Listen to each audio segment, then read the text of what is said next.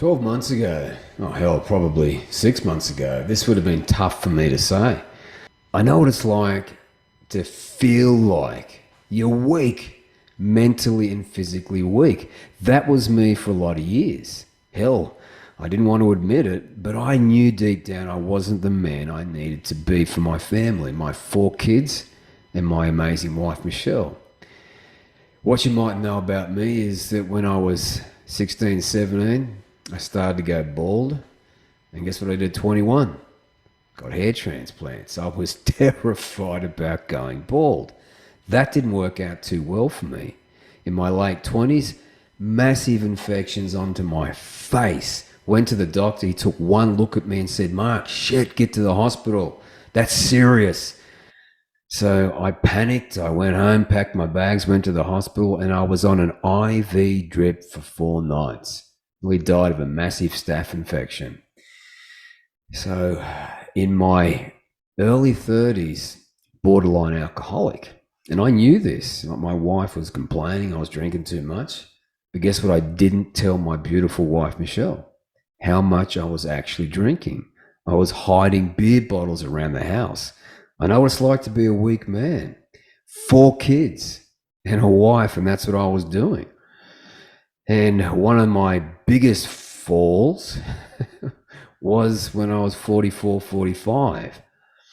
There was shit going on in my life that I didn't like, and I was trying to be strong, trying to be the man, but I was broken inside, fucking torn apart. I was anxious. I was weak. But I didn't want to admit that to my wife and family, my kids. So I went to the doctor and I got sedatives. Yeah. On the way home, guess what I did? Picked up some beer and I mixed that shit together. And took too many sedatives and had too much beer. I passed out. My poor wife, she woke up and I was on the ground like 6 o'clock in the morning, couldn't wake me up. She rang up the hospital. The hospital said, "Ring the ambulance." The ambulance picked me up, rushed me to hospital, and I woke up at 3 o'clock that afternoon. Nellie died. So I know what it's like to be a weak man, but what I've learned since 2018 is that we're not weak. We're broken inside. Our body is financing wars it can't pay for, and we suffer. So I know what it's like to be weak. You don't have to live like that. You don't have to pretend to be strong. You can move in the opposite direction.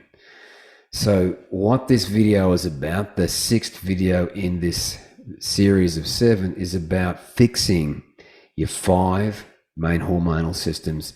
And what I've learned from the experts and reading a lot of books and going through the research myself is that if we fix one, just one, maybe that's all we have to do to get to a place where we're just feeling pretty damn good. So let's have a look at these hormonal systems in question. So there they are, the 5 main hormonal systems. And this one at the top here, the eicosanoids and endocannabinoids. Now, if we fix this one, and it's about getting this index above 8%, and don't worry about that. There's information below in the caption there, but just follow along here, and you'll understand that shit, we've been eating the wrong fats for a long time.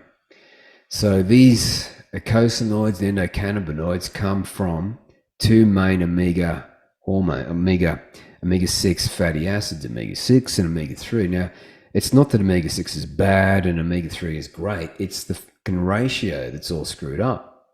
And we've also got damaged omega-6 and oxidized omega-6, and that's a big problem. Then we've got amine hormones. So these are formed from single amino acids, and they turn into neurotransmitters like dopamine, adrenaline, and melatonin, the sleep hormone. Then we've got protein and peptide hormones, things like ACTH, and these are made out of a chain of proteins, amino acids. You've got insulin, glucagon, adiponectin, things like that. And we've got the ones that we want to push up and keep optimal. We've got the stress hormones and sex hormones, and they're made from steroid hormones and from our good friend cholesterol. So we've got to have healthy levels of cholesterol to get all this right. Then we've got the glycoproteins. So these are things like HCG, luteinizing hormone, LH, FSH. Then we've got TSH, thyroid stimulating hormone. Now, the most important lesson that I've learned from these experts is that once we get these eicosanoids and endocannabinoids, by eating the right fats, the right ratio of fats, which is pretty simple, as you'll see as we go along, that sets the health, balance, and speed of all of the other hormonal systems. So if we get this one right, everything auto balances. And that's the biggest lesson that I've learned. So let's get into this. Now, what we're speaking about here is the ratio of these fats that we're eating coming in through diet. So when we eat food, it's got these essential fatty acids, omega-6, omega-3. And the Western diet is saturated full of omega-6 and very little omega-3. So what happens over time? Well, instead of having balance like the body wants and thrives at a deep hormonal level, we get unbalanced. We have way too much omega-6, so the ratio increases. So let's just unpack the problems with that. So as you can see from this research paper here, and there'll be a link to it there. So that's the research paper, and there's many more like it too. You've got chronic low-grade inflammation, serotonin depletion. So there goes your happy brain. So I'm just highlighting a few things here. You've got increased cortisol production, and you've got alterations in dopamine, and that's not a good thing. And you've got decreased fluidity of the cell membrane, so your metabolism slows down at a cellular level. So we'll just have a look at a few of the problems that this causes in your body. So your body, not you, is financing wars it can't pay for, and you suffer. Your energy comes down, you feel weak, you feel anxious, you can become irritable. So one of my mentors, Dr. Anthony J., this is what he said when you've just got this one thing from this unbalance, low-grade inflammation. So check this out. I'll just make sure there's sound. Boom. I mean, the problem with inflammation is it shuts off muscle growth. It basically tells your body you're in a stress state, so it's not a building state. Yeah. So it shuts off muscle growth. It tells your body you're in a stress state. Not good. All right. So what else does inflammation do to our brain? Why does it make us feel like shit? Well, as this research paper says, I'll unpack this. So, this is a little bit geeky, but I've had to learn this as, I've put all this information together, and it's been so key, life-changing and profound. Now listen to this. Crosstalk between inflammatory pathways, so this inflammation in your body, and neural circuits in your brain. So you've got these circuits that switch on and off, lead to behavioral responses such as avoidance and alarm. Now let's think about this. Avoidance. Fuck it, I've had enough. I just don't give a shit. I don't care. I'm going to have that pizza and beer, and that's going to inflame you even worse. And alarm, those pesky negative thoughts. So as you can see, our body, it's not us. It's telling us, it's giving us clues that it's financing wars that it can't pay for. So when your energy comes down, you feel like garbage, you want to avoid, and you got negative thoughts, maybe, just maybe, it's not you. So as you can see in this research paper here, administration of inflammatory cytokines in healthy individuals causes symptoms of depression. And just here, the NLRP3 inflammasome upregulation, what does that do? Well, it's stress-induced glucocorticoid resistance is well characterized. So glucocorticoids is cortisol. So you need more cortisol coursing through your veins, right, to activate the same physiological effects that cortisol needs to. So that's another reason why you have right here hyperactivity, the HPA axis, and increased cortisol, which isn't good. When cortisol is up, testosterone is down, and to make matters worse, as you'll see, testosterone is aromatized into estrogen. That's right.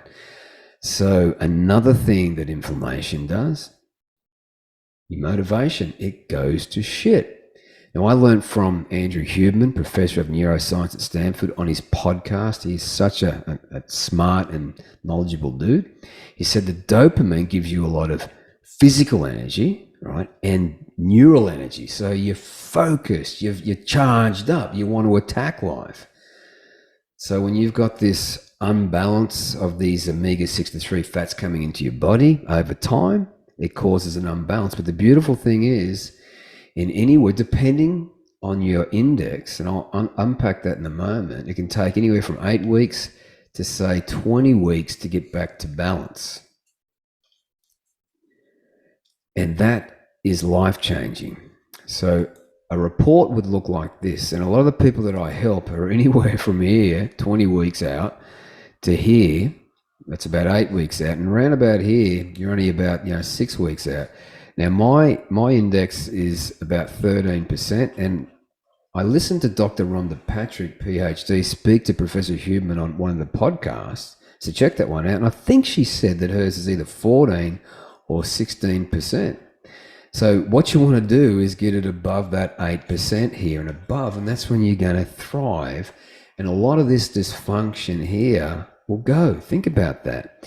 This low-grade inflammation that's crashing your motivation lifts. The fog lifts from your brain. Serotonin depletion, so your happy brain comes back. And that cortisol goes down to healthy levels. And, your life just gets a lot better. How does it do it? How does the omega-6, when it's too high, inflame you, and the omega-3, get you back to health? Well, just have a look at this research paper here. All right, it's a little bit geeky, but I'll unpack it. So this right here is the bilayer, the protective layer of all of your cells. Your testicles, right? Your heart cells, your eye cells, all of them. So recall earlier when we had a look at this, the NLRP3 inflammasome here, right? That contributes to cortisol resistance. Okay, go back down here. So EPA, eicosapentaenoic acid, the omega-3, and DHA, docosahexaenoic acid, the omega-3, blocks nuclear factor kappa beta, which is an inflammasome, inflammation, a cytokine, and the NLRP3 inflammasome. Holy shit. So, as you can see, when we get back to balance, when we've got enough omega-3 and enough omega-6, the body's like, shit, I can fight inflammation, and that's what omega-6 does. And the omega-3s quell inflammation and get you back to repairing and rejuvenating your body. Now, right here, this is interesting. So when I started to do all the research in 2018, I came across Dr. William Lands, PhD. He's been researching omega-6 and omega-3 since the year of my birth, since the 1970s. In 1971, I was born. Now, as he's got just written down here, all of the conditions for which we take these non-steroidal anti-inflammatory drugs, pain and inflammation, like heart disease, stroke, arthritis, asthma, menstrual cramps, headaches, tumor metastases, have excessive omega-6 signaling. So when your omega-6 is too high, you've got way too much omega-6, it's like shooting the place up. Okay, not enough omega-3 to quell the inflammation and to repair the damage. But guess what else is a problem here? So I'll unpack this in the next video, but this is everything that inhibits sex hormone production. So we'll unpack that in the next video, but just focus in on this for a moment. Tylenol, headache pills have, I want to really emphasize this, anti-androgenic testosterone lowering effects. Shit. And I'm going to play a video from Dr. Ken Berry towards the end, and the reason why he thinks this is happening. But think about it. We've got pain and inflammation. Our testosterone's low anyway. Then we take headache pills because we got a headache or we got joint pain or whatever. Then we're further lowering testosterone. Now, why is that a problem? Well, give me about 3 slides from here and I'll show you that it could really screw up your manhood in a big way. And you can fix this, all right? So don't fucking panic. You can fix it. Now, the next big problem with this avoidance and alarm is it changes the way your brain works, right? So as you can see here, stress signaling pathways that impair prefrontal cortex structure. So it's physically changing the structure. And we know what structure. I'll reveal that in a moment. And function the way it functions. So in a nutshell, when you're inflamed and cortisol's up too high, you can see here the amygdala has the metabolism. So quite literally, this is what we want, increased cortical activity. So you can think on your feet, you can perform under pressure, but you've also got great heart function. But when we have cortical inhibition because of inflammation and cortisol too high, we have heart arrhythmias, and the amygdala has all the juice. So we're like, fuck it, I don't care, screw it. But you can't even think. There's no memory recall, no memory consolidation. You can't articulate yourself. Why? Because there's no juice in the human brain where all human success goes through. And to make matters worse, if this continues, this is what happens to our brain. It's not a pretty picture. Typical 82-year-old brain, diseased and thinned out cortex. Now, I want a healthy 82-year-old brain, and we can get to that place. We just have to do things differently than the system recommends that we do. And as Professor Sapolsky said on a lecture, the frontal cortex, your moneymaker, wealth creation potential, all human success, it's easily damaged, leading to behavioral changes, anxiety, aggression, all of that shit. And on that lecture, he said, you get to a place in your life where you finally accept, this is who I am. I'm not in middle school anymore. I'm not trying to be popular. You know, I'm not marching to different drums or, you know, I'm at peace with who I am. And he says, and I quote, that's not it. That's the brain damage talking, all right? So this is the brain damage that happens. We just go, oh, fuck it, you know. And one of the biggest reasons why is because of this cortical inhibition. We just can't think. We don't think we're smart. So not cool. But you can fix this, all right? So you can change the structure and function of your brain in the opposite direction. So over 8 weeks here, you see this line here, significant reductions in the size and metabolic activity of the amygdala. What's the amygdala? Fear, anxiety, aggression. And what was fascinating in this research is that the hippocampus got significantly larger, memory recall, memory consolidation, working memory, and emotional regulation, right? The negative thoughts is like, well, fuck this, I can handle this. Then you've got the temporal parietal junction, massive increases in the size and activity, perspective taking, and empathy and compassion. So, you know, it's not a cakewalk. You can get to that place. But if you've watched the previous videos, you'll see that we're eating some pretty toxic foods and we're not eating nutrient-dense foods, and we're putting these chemicals on our body. It's a toxic world out there. So we've got to get the stress out of our body, because when we don't, our body, quite literally, is financing wars it can't pay for, and you suffer. Alarm and avoidance. So we need to fix that big problem. Another big problem with inflammation, especially for the dudes there. So these inflammatory cytokines are inhibitory factors on testosterone production, and they lead to hypogonadism, which is kind of down here. The adverse effects of low testosterone, hypogonadism, and low DHA. So that's another androgen, DHA, but testosterone here. The penis, the prostate, and the testes scale down, atrophy. They literally shrink. So this omega-6 to 3 ratio is just doing that all the time. So that's not so wonderful. Now, another big problem with increased cortisol production is that muscle wasting. All right, so we're wasting our muscle. Not only are we putting on fat, and the testes and penis and prostate are getting smaller, muscle is wasting away. And to make matters worse, we turn into a bit of a whingy, whiny, complainy type of person. I was listening to a podcast by Professor Huberman, and it was all about the effects of testosterone on aggression. And this is what he said, this is coming from Huberman, and I quote, "I want to repeat that it is not testosterone itself that triggers aggression. It is testosterone being aromatized into estrogen within the brain and binding to these estrogen receptor containing neurons in the ventral medial hypothalamus that evokes aggression." So think about that. Not only do you have low testosterone, but when cortisol goes up, it aromatizes what little testosterone you have left, turns it into estrogen. As you can see down here, the enzyme aromatase may also contribute to hypogonadism because you're just wasting more and more testosterone.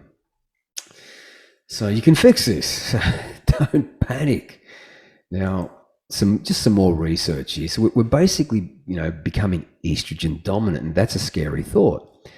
So when cortisol's up a bit too high, and remember this out of balance omega-6 to 3 ratio causes cortisol to go up, and you have cortisol resistance, which means you need higher levels of cortisol to activate the same physiological functions that cortisol needs. So we need to get cortisol back so we have sensitivity there, but we also have to keep it at healthy levels. So glucocorticoids, again, namely cortisol. So this is the blood levels that we need that activate testosterone.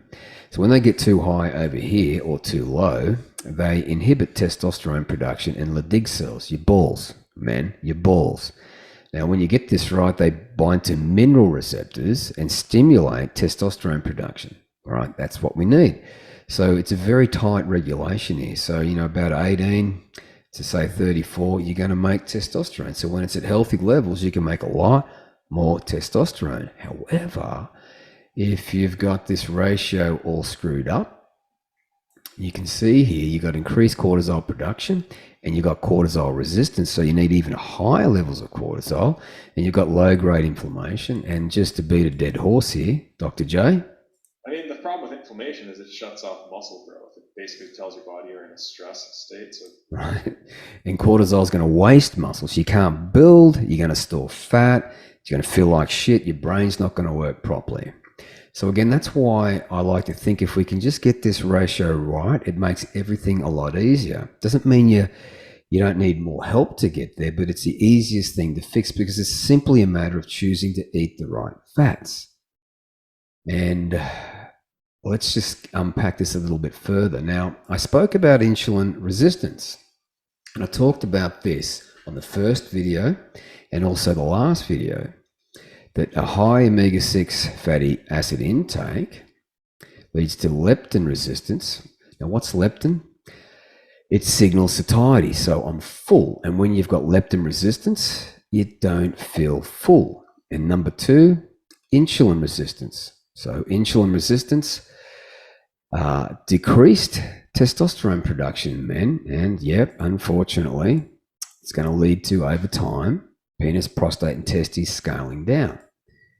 So pretty terrible. And when insulin is a bit too high, you've got insulin resistance. As this research paper says, these experiments show that elevations in insulin produce hunger, heightened perceived pleasantness of sweet taste, increased food intake. Shit.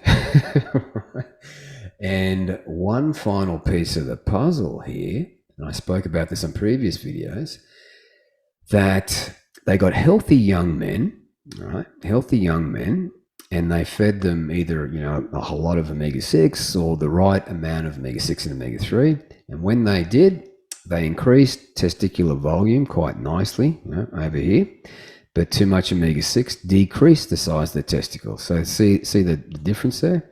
And I mean, if that's not the final nail in the coffin, I don't know what is. So if you want to go at this, if you like the information I'm sharing with you, join in the conversation below. Give this a thumbs up if you like it, because we can fix this, right? When we start making more intelligent decisions about what we put in and on our body, then we can start working on the most powerful thing that we have to work on, our mind, to be able to perform under pressure and kick ass in life and get what we want from life, build that legacy for our family, and get to a place in life where we're just like, fuck yeah, I'm charging at it. I'm hungry for life. And that's where I am, and that's where I want to get you. But you might be thinking, why isn't this information out there? If you're paying any attention to what's going on in the world right now, you'd understand that the system doesn't really care too much about where we are and how we're performing. Basically, they want to herd the sheep into the pen and feed them information that keep them being sheep. All right. And as you can see here from a lot of the people that I follow, Dr. James Don Nicolantonio, the more you understand how badly our health authorities mess things up, the angrier you get. So look, I'm not angry. I'm just hungry for life, just kicking ass. That's where I want you. And again, as I mentioned on the previous videos, I'm not showing you these pictures to show off. I'm 51 and I do that effortlessly without counting calories. And in the final video, we'll unpack a little bit more about how you can achieve that result. So you can do this, right? I'm no one special. I'm no one special. This is within you. If you saw the video, the last video, you can see how crap my genetics are to achieve that result. I'm 51 and I maintain that effortlessly. And it's only because I'm listening to these experts and I'm curious and passionate about just performing and having the body, having the mind, and having the enthusiasm and drive to kick ass in life. And you can do this. It's not a cakewalk. You're not going to get there. And, you know, if you're older, it could take you anywhere from 6 to 12 months to get there. But if you're younger, you can certainly get there much faster, but it's not going to happen like that. It takes time to get these results. And that's one of the biggest lessons I also learned. Now, here's the Omega Index again. So you could be anywhere from here to here. And what you want to ultimately do is these experts say, I'm not the expert, but all their research indicates at 8% and above, you're protected. You are protected at a cellular level. So what I'm going to do now is show you the most profound hormonal system in your body, the endocannabinoids. Okay, so first, let's have a look at what the research says. And coming from Huberman too, they're still figuring this endocannabinoid system out. They're not there yet. But here's what I found. This system is being recognized as an important system for the brain function, endocrine, which is your hormones, and immune tissue. It also plays an important role in the secretion of hormones for reproductive function, so our sex hormones, and our response to stress, so we can perform under pressure. Second research paper here. It's an important for energy balance, feeding behavior, lipoprotein metabolism, insulin sensitivity, which is what we want, glucose homeostasis. When it's dysregulated, however, it can contribute to cardiometabolic risk, heart disease. And the final piece of the puzzle, important for learning and memory. Now, again, it's not that omega-6 is the bad guy and omega-3 is the great guy. It's just this unbalance. We've just got to get it to 8% and higher. And the information below is there for you to go get this index checked. And the people that put this report together, they're the experts. And they'll recommend exactly what you need to do to get this fixed once and for all. However, as you can see in this research paper up here, too much omega-6 leads to hyperactivity of the endocannabinoid system. So that's what we want to just lock into our minds. But it also causes that insulin resistance and leptin resistance there. And that's not good. So our testosterone and energy is just all over the fucking shop. Now, the endocannabinoid system, it'll take the omega-6 and the omega-3 and it turns them into endocannabinoids, right? So that's what it's doing. These little hormones, very short-lived hormones. Now, as it says here, interestingly, dietary supplementation with EPA and DHA, basically it favors you to have a more anti-inflammatory and analgesic effect, right? So analgesic is your body's natural pain relief. But on the other hand, the omega-6s here increase pain. And as I mentioned earlier, Dr. William Lands here says that, we have these headache pills that we take, and that's just excessive omega-6 signaling. But again, these pain meds, anti-androgenic and testosterone lowering. So, it's not wonderful, is it? Now, another big thing that I learned is that a lot of the Western food that we eat is full of these opioid-like peptides. Okay, so that means they're highly addictive. And they're in wheat, they're in milk, they're in spinach, and they're in soy.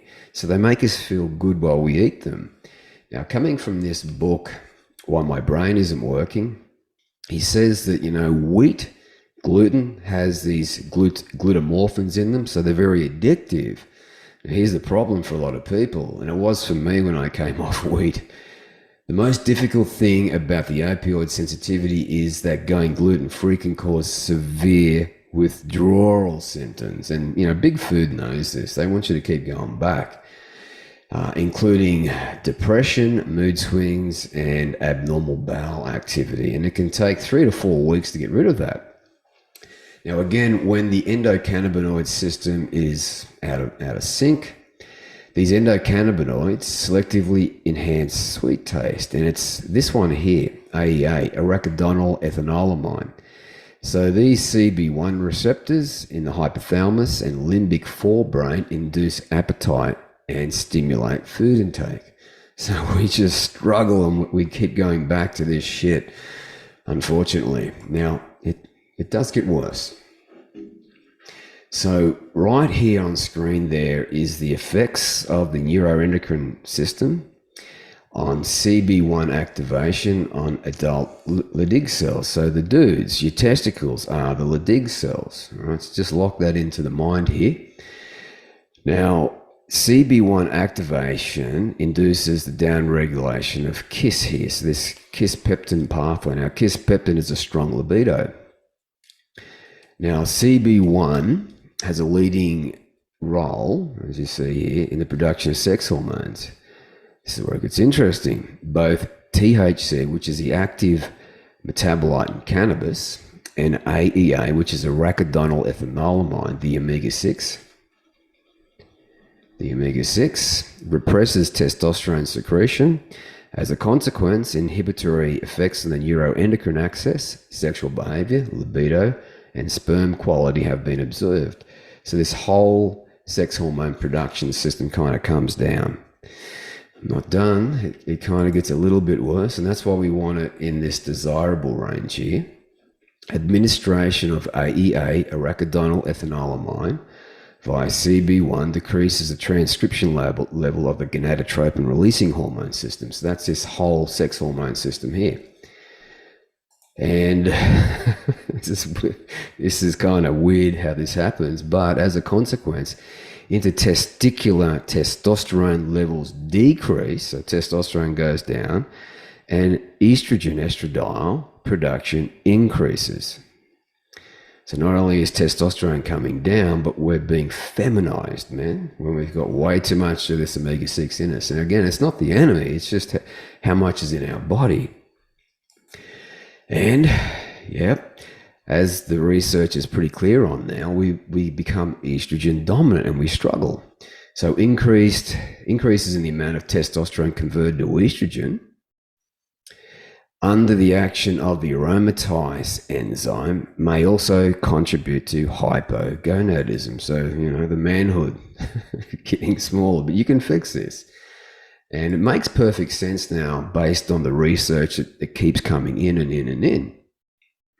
Now, a couple of things that I want to talk about is, when we've got way too much omega-6 in our bodies, as Dr. James Nicolantonio says here, way too much glucose. So I've spoken about that on the previous video, but also way too much omega-6 fats coming into our body, especially with the seed oils, right? And I'll unpack that in a moment, but as this paper now shows, the arachidonic acid pathway, now the arachidonic acid is an omega-6 metabolite. This pathway has been shown to have a major role in the development and progression of a number of cancers, including prostate cancers. Now, one of the main reasons that happens is because this is what they do to it. So it's in a lot of Western foods. They clean it, with chemicals. So there's our first problem. And they grind it, which damages these little fats and oxidizes them, and they press them again.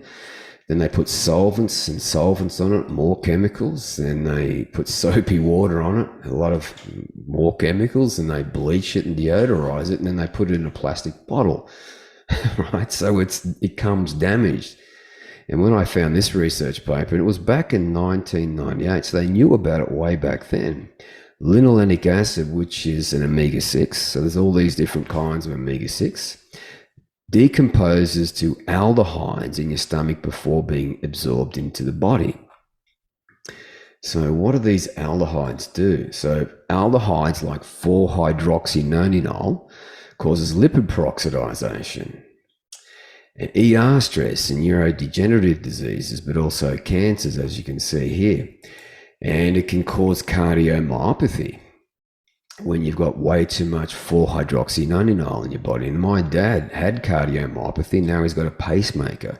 Now, I don't know whether the seed oils caused that or what did, but, maybe they did. Maybe they did. And we'll just go back here for a moment, and you can see that there's 4-hydroxynonenal down the bottom here. These phospholipids, linolenic acid, which is an omega-6, arachidonic acid, are considered a major source of 4-hydroxynonenal production and lipid peroxidization. So if we go here and have a look at how we can increase testicular weight and recycle testosterone receptors, what we have to stop doing is lipid peroxidization. Now, what I spoke about in the previous video there, let me just get rid of this. So EPA, coming from this research paper here, we'll just zoom in on EPA, the omega-3, eicosapentaenoic acid, blocks free radical propagation through the lipid bilayer, preventing lipid oxidization and cholesterol domain formation. So you can see how when we get it back to balance, our manhood is being protected, our heart, our eyes, our liver, all of our cells are being protected. So this research paper here makes a lot of sense. So we can increase testicular volume and size instead of moving in the opposite direction where most people are going towards hypogonadism here, low testosterone, and losing our manhood. So that's the current world data on these omega-3s, and the information is below to go and get this. And then you can find out where you are and then start moving in the opposite direction. Now, the beautiful thing is about these fats that we eat every single day, our body replaces between 40 and 60 billion cells. So anywhere from 8 weeks to maybe 20 weeks, you can get back to balance. And that's what these scientists have now shown. So you're not going to be handicapped for the rest of your life. And just to emphasize, what the terrible things that do occur when we've got way too much, omega-6 in our body. Again, it's not, omega-6 is a good guy. It helps us. It's a necessary step to produce testosterone. We just got to get it back to balance. But when we've just got way too much, we're handicapped. And why live a handicapped life? Low-grade inflammation, serotonin depletion, there goes your happy brain, increased cortisol production, decreased fluidity of the cell membranes, so your metabolism slows down, and alterations in the dopaminergic system. So we become more impulsive, we give in more, and we're very distracted, we can't focus. And what I will finish on here today is just what you're missing out on when you're not fired up. There's a lot of research now, especially from Professor Huberman, who I listen to quite a lot. There's, as he says here, there are men in their 90s, which aren't rare, it turns out, that are making as much testosterone and DHT, dihydrotestosterone, as they were in their 20s. So, but here we are. Our world is toxic, and that's why I put this video series together. We're eating the wrong fats. We're being shortchanged, and our genetics certainly plays into it. Now, my whole way of thinking is if we get testosterone back on our side, it makes everything just much easier. It's what I call the testosterone equation. So when we got more testosterone, We're going to get that lean muscular body. We're going to feel stronger. We're going to have better memory. So what's the likelihood of you increasing your earning potential when you get this right?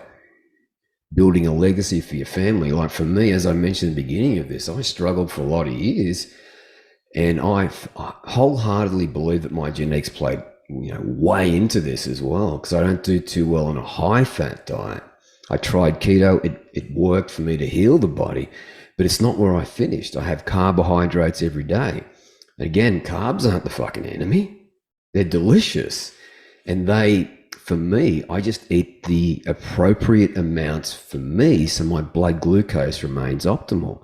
And just to point out again how you're going to increase your testosterone, as it says here, what we have to do, increase levels of healthy cholesterol to the testes, reduce oxidative stress and lipid peroxidization. Then we have to enhance the activity of antioxidant enzymes and normal blood glucose. So we've got to, if your blood sugar's up and down all over the place, you feel like garbage. You feel like terrible. Then we've got to increase blood flow to the testes. And on the next video, I'll unpack how we can do that. Then we can increase testicular weight and size and recycle testosterone receptors, which is key. Every single day, every 24 hours to 36 hours, we've got to recycle these testosterone receptors. And on the next video, I'll explain exactly how to do that. So if you found these videos not too bad, join the conversation below, like and share if you can, because that helps me out. And, we can get our energy back, we can get our testosterone back, and we can get that body, we can feel mentally strong, and we can get to a place in our life where we're fucking kicking ass, right? This is what we've got to get back. We've been denied for too long, and it just seems to me that the system is set up to do this. The system, right, builds this fence and it puts the sheep in the fence, and we listen to them. We listen to this advice. And for me, it didn't work. It might work for some people, but it didn't work for me. I felt like a weak man. As you heard at the beginning of this, I was, a broken man. I didn't want to admit it. I struggled with anxiety and panic attacks. I struggled, and we don't have to struggle. When we follow the blueprint of the body and the mind, that's when we can make more intelligent decisions about what we do every day to move us towards building a legacy for our family. So join in the conversation below, and I'll see you on the final video in this series.